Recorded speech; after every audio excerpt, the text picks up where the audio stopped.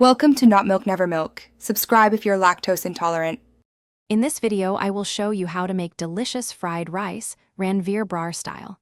The secret to great fried rice begins with the rice itself.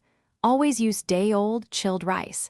This ensures each grain is firm and separate, preventing a mushy texture. Cook your rice until it's about 70% done, then let it cool completely. This crucial step guarantees a perfect, fluffy result every time. Next, let's talk about preparing your ingredients. Ranveer Brar emphasizes uniform chopping for even cooking. You'll need fresh vegetables such as carrots, French beans, and cabbage, all finely chopped.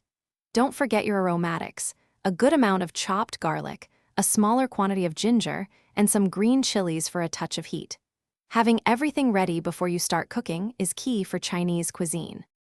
Now for the exciting part, the frying. Heat your wok or pan to a very high temperature. This is essential for that authentic restaurant-style flavor. Add a couple of tablespoons of oil, then quickly stir-fry your chopped ginger and garlic until fragrant. Immediately add your prepared vegetables, cooking them on high heat for just 2 to 3 minutes until they are tender crisp.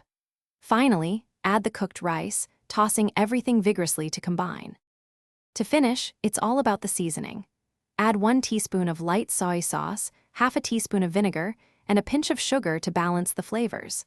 A dash of white pepper powder will give it that authentic touch. Toss everything well to ensure the seasonings are evenly distributed.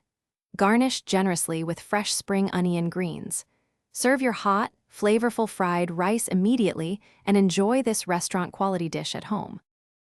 Thanks for watching. If this was helpful, leave a like and consider subscribing. See you next time.